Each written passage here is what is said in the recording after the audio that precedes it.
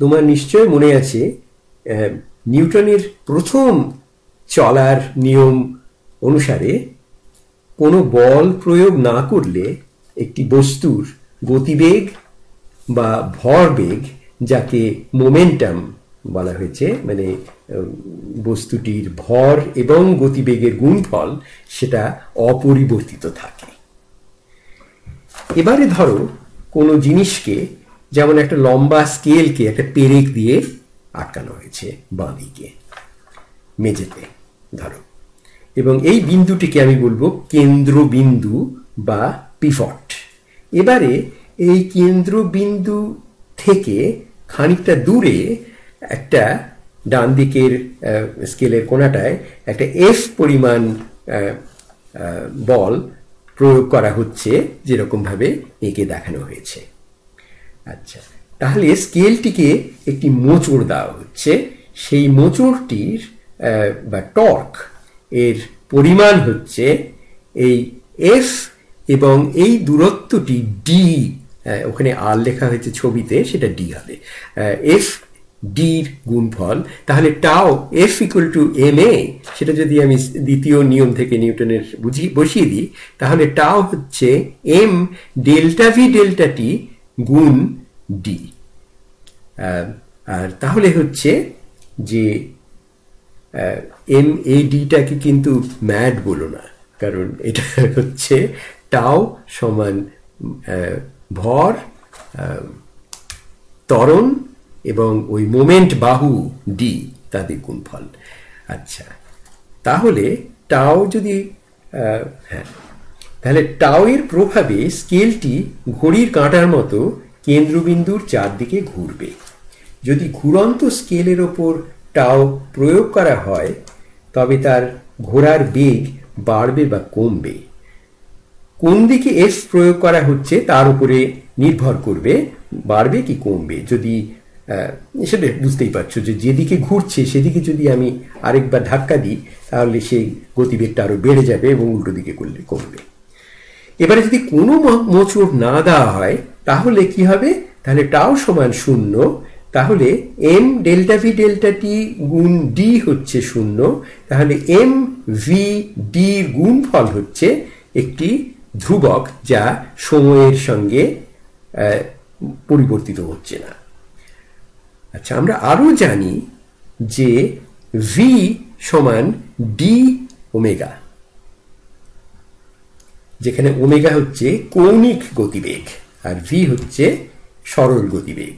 কাজেই এই যে স্কেলটির কথা হচ্ছে, তার ওই বাঁ দিকের বিন্দুটি যদি গতিবেগ ভি হয়, তাহলে ভি হবে এই ডি এবং ওমেগা, যেটা হচ্ছে কৌণিক গতিবেগ, তার গুণফল।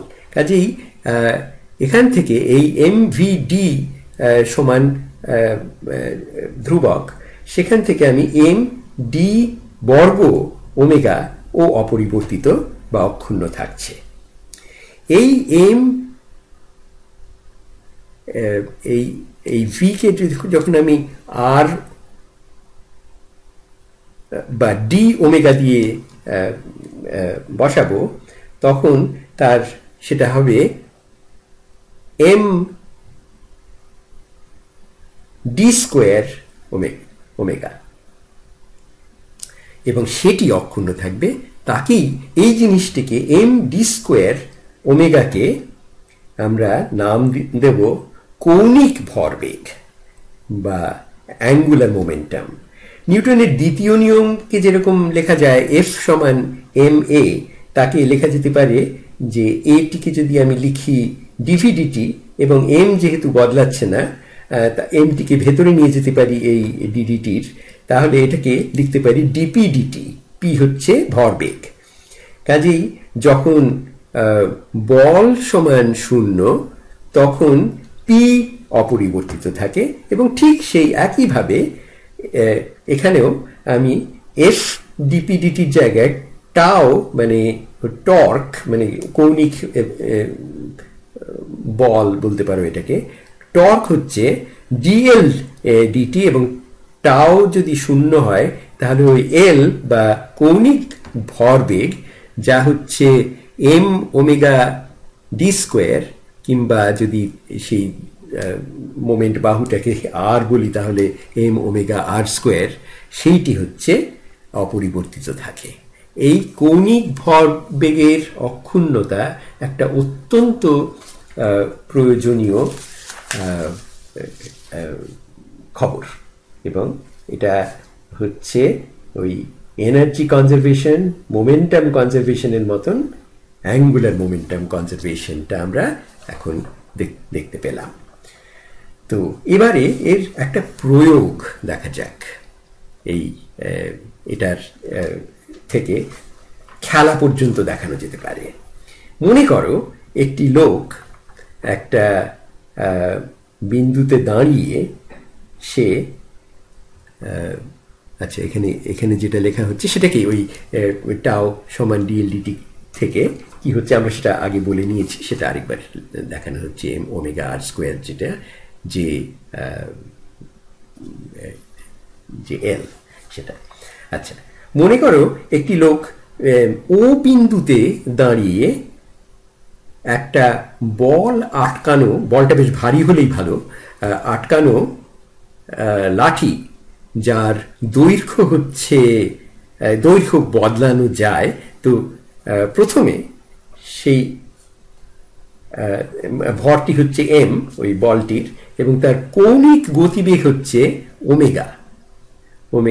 লোকটি তাকে বেশ সবেগে ঘোরাচ্ছে। ধরো ওমেগা হচ্ছে সেকেন্ডে 10 রেডিয়ান। একটা কথা বলছি, সেটা লোকটির মাথা ঘুরে পড়ে যাবে হয়তো, কিন্তু যারা সার্কাসে এরকম খেলা দেখায় তারা খুব জোরে করতে পারে, ধরে নাও। আচ্ছা, লাঠির দৈর্ঘ্য হচ্ছে 8 ফুট। তাহলে তার কৌণিক ভর হলো কত?